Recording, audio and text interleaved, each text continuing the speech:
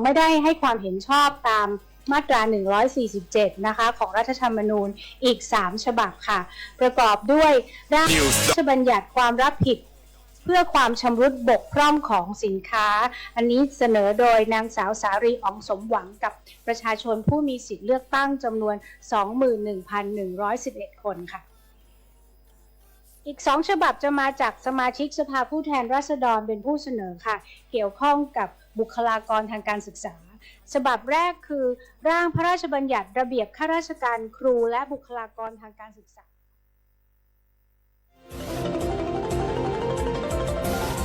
วิทยุแห่งประเทศไทย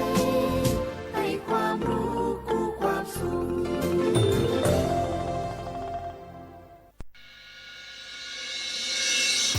สถานีวิทยุกระจายเสียงแห่งประเทศไทยจังหวัดเชียงใหม่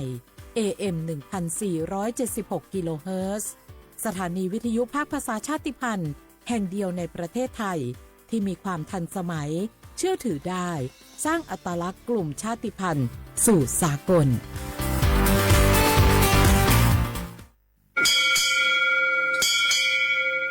我背大家，我们ชอปเปอร์ เหมยสุงคา บอกว่า เนื้อจง ไปดูธรรมะ สถานีวิทยุภาษาชาติพันธุ์แห่งเดียวในประเทศไทย ทันสมัยเชื่อถือได้ แล้วพบกันที่สวทเชียงใหม่ AM 1476 กิโลเฮิรตซ์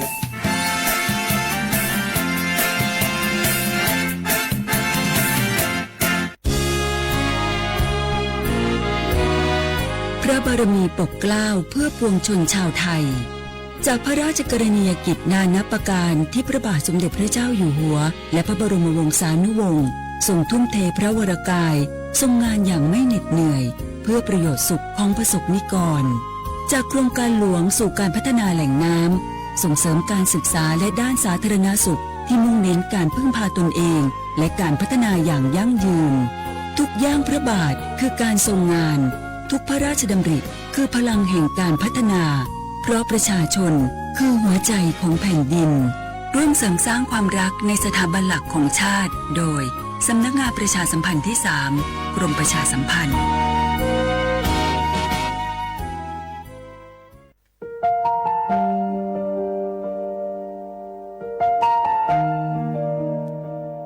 ขอน้อมเกล้าถวายอาลัยสมเด็จพระพันปีหลวงพระแม่แห่งแผ่นดินผู้ทรงเมตตาเหนือเกล้าขอพระองค์เสด็จสู่สวรรคาลัยข้าพระพุทธเจ้าข้าราชการและเจ้าหน้าที่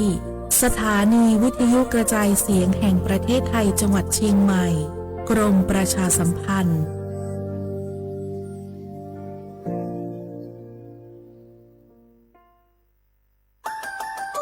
สปสช.ชวนคนไทยทุกคนทั่วประเทศใช้แอปเป๋าตังเช็คสิทธิประโยชน์รับบริการป้องกันโรคตามกลุ่มวัยเพื่อลดความเสี่ยงการเจ็บป่วยโดยเลือกเมนูกระเป๋าสุขภาพเลือกสิทธิสุขภาพดีป้องกันโรคสามารถจองคิวพร้อมนัดวันและเวลาเข้ารับบริการได้ฟรีสะดวกรวดเร็วสอบถามเพิ่มเติมสายด่วนสปสช1330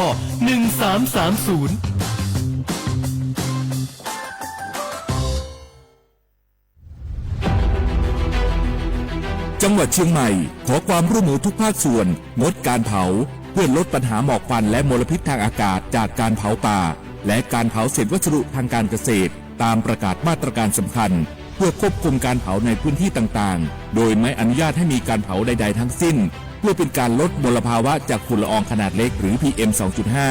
ตั้งแต่วันที่ 1 มกราคมถึง 31 พฤษภาคม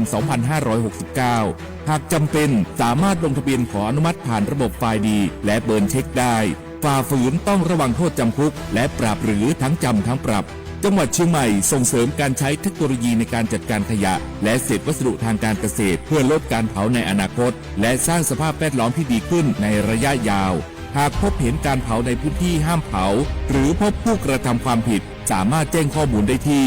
053-112-808หรือ191ตลอด24ชั่วโมง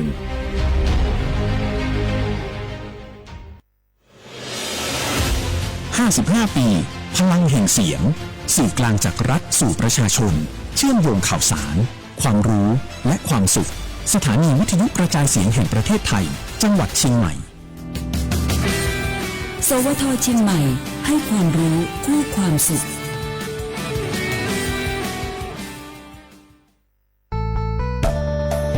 สถานีวิทยุกระจายเสียงแห่งประเทศไทยจังหวัดเชียงใหม่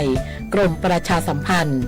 ประกาศรับสมัครบุคคลเป็นลูกจ้างเหมาบริการตำแหน่งพนักงานกระจายเสียงภาษาเมียนจำนวน1 อัตรา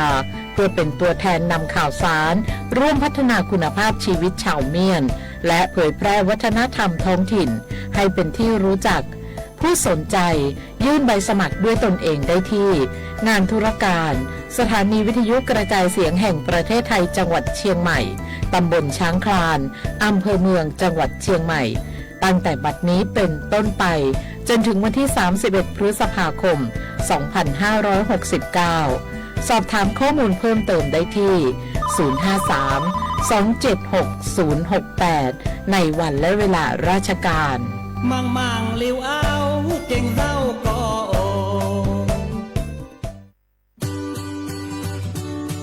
สนใจโฆษณาผ่านช่องทางสถานีวิทยุกระจายเสียงแห่งประเทศไทยจังหวัดเชียงใหม่ให้ความรู้คู่ความสุขฟังชัดสัญญาณไกลครอบคลุมพื้นที่จังหวัดเชียงใหม่ติดต่อที่สวทเชียงใหม่053-276-068และ092-246-8579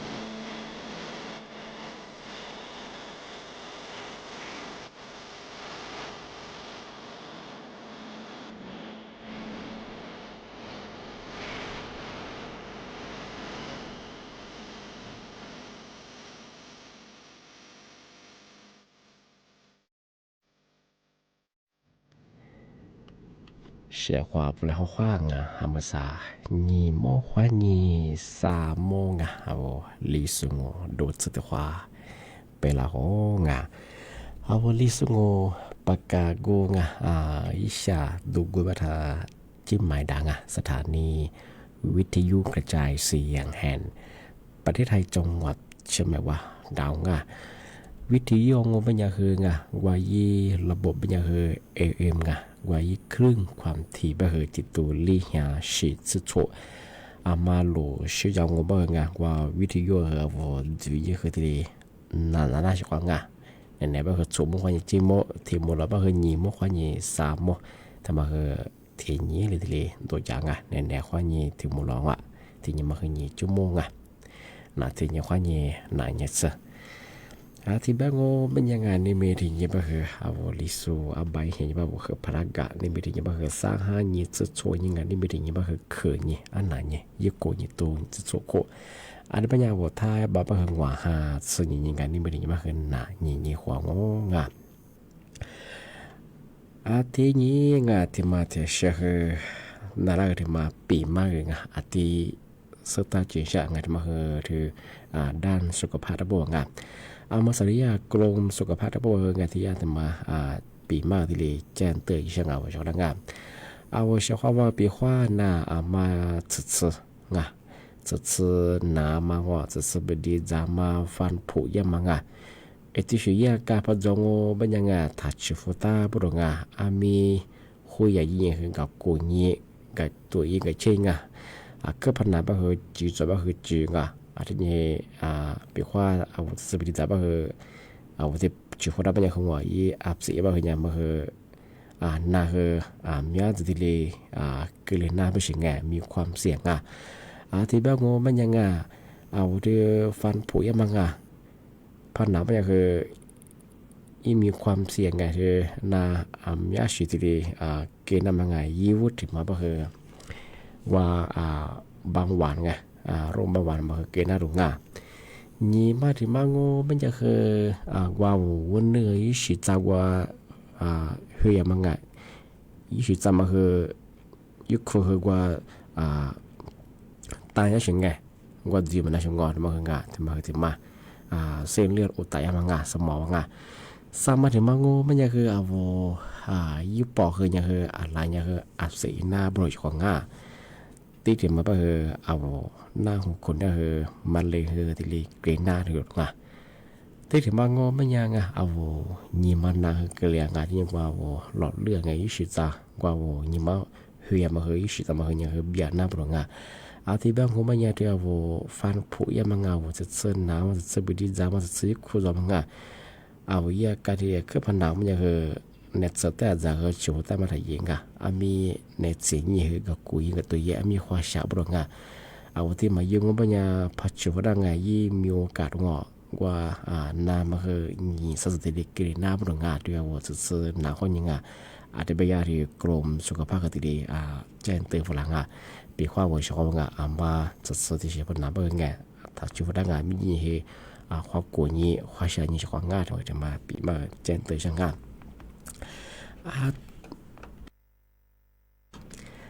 ที่นี่ที่มาเทเชื่อที่มาปีมาสุดยิ่งใช่ที่มางงมันยังทั้งยาที่มาแจ้งเตือนยังที่ว่ายูโกยมีชีสบุหรี่ไฟฟ้าอันนี้บุหรี่ทั่วไปเอาไว้ยุคคนยังมันยังว่ายี่สารสารนี่คงตีมาตัวเช่นปีว่าชิวสารมันยังเอากูเด็กกูมีคือสุขภาพคือเบียร์ฟอร์ชินคือเบียร์บรงยาบ้าคือปีว่าโนก็จะคือเชียงมันยังมีโอกาสอาจจะสื่อมาที่เล็กกินน่ารงยี่วุฒิบางมันยังเอายี่มาคืออยู่ว่าอยู่เขาสิว่าชิสบางว่ายี่มามาเบียร์น่าหลงยี่มาถึงบางเป็นยังอยู่สิจ้ากว่ายี่มาคนนี้ที่เลยเลี้ยงมันยี่เฮียมาคือยี่สิคือมาหลบบุรุษเอาปีคนนู้ยุกดมาบุหรี่ไฟฟ้าเป็นที่บุหรี่ทั่วไปนู้ชิสบคือยี่มาคือเบียร์ที่ว่าอยู่สิจอยยี่มาคนนี้ที่เลย ยี่ได้หุยมาคือไงอีสิเขามาหลบกันเลยไปถึงไงนี่เลยสิไงสามารถถึงมาโง่ปัญญานูความดังเฮอคือยังสิไงก็เดี๋ยวเราสิไงพี่คนอยู่กูจุดอะไรบางอย่างความดังเฮอเดี๋ยวเราสิไงมาถึงมาไงที่ถึงมาโง่ปัญญาคือไขมันไงเอาไขมันกว่าไขมันเส้นเลือดที่เลยกินได้หรอกไงว่ายี่มีอะไรสิไงทำไมคือยังจำไม่จบไงว่าอยู่กูจุดสุดไงที่ถึงมาโง่ไม่ยังไงทำไมว่ากับพ่อคนได้ไงกับพ่อคนได้ยินปาที่เลยกินน้ำปลงไงพี่คนโนอยู่กูทำไมชื่อสลงโง่ไม่ยังไงกับพ่อยินปาก็เลยแบบไงชื่อจะจำนางว่าจะแบบกับพ่อนามังไงทำไมถึงมาไงที่ถึงมาโง่ไม่ยังไงพี่คนโนเลยแผ่นแบงไงที่แผ่นแบงพี่คนโนยินปาที่จะพอจบไม่ยังไงพี่คนอยู่กูชื่อสลงไม่ยัง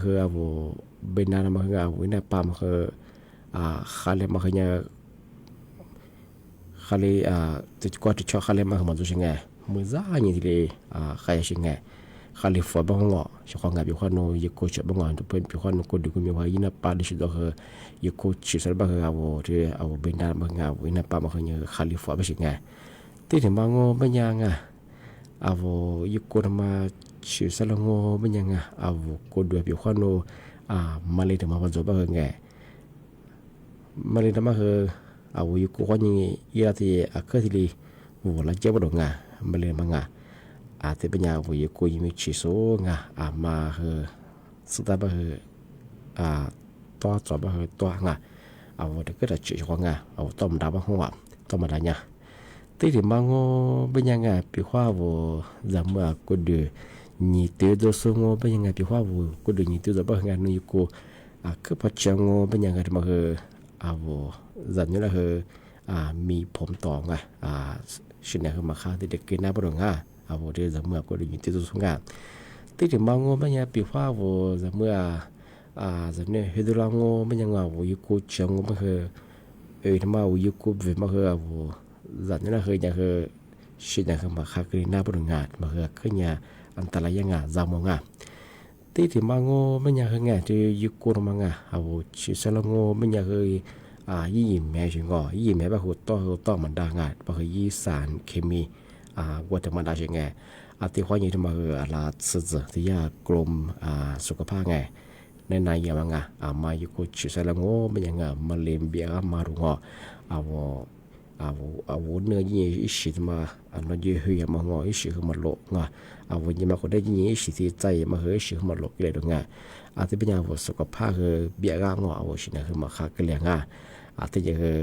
จะเมื่อเป็นอย่างกูดึงตัวจะโซ่จะเนี่ยจะไปเฮียกูถ้าเชื่องานนี่จะไปจะเนี่ยจะเฮดูลองไปจะมาบิดไปพี่กลางเลยไปมาเฮียที่ได้มีโอกาสเกณฑ์ได้ไปเชื่องที่บ้านยูกูมันจะยี่สารสารนิโคตินมันจะเชื่อไง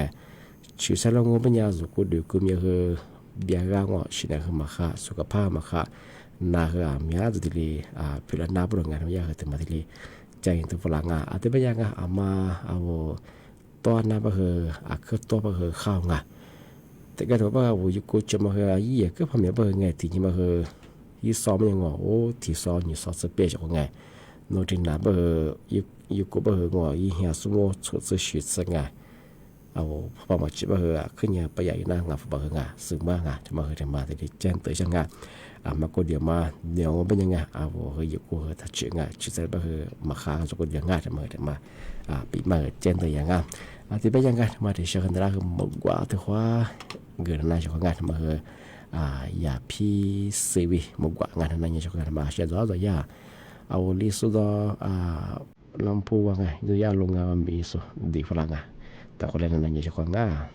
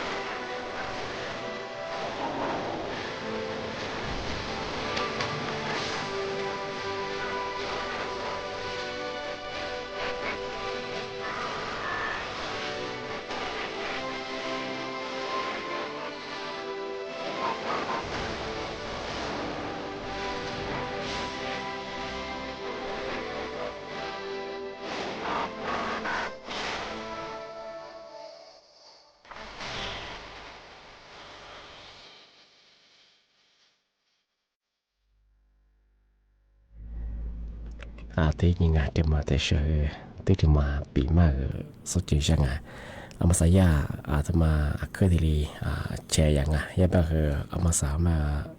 ลาทมาอาวุธทำแบบดูแลวัวดูบ้าทีรีเบจสูตัวช่างอามาสารีอาวุธรัฐบาลย่าแบบมันไม่ยังไงนาทำมันไม่ยัง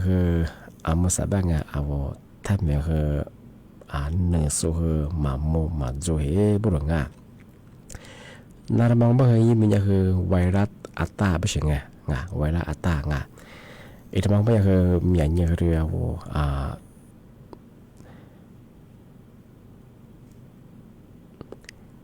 แฮปเปิล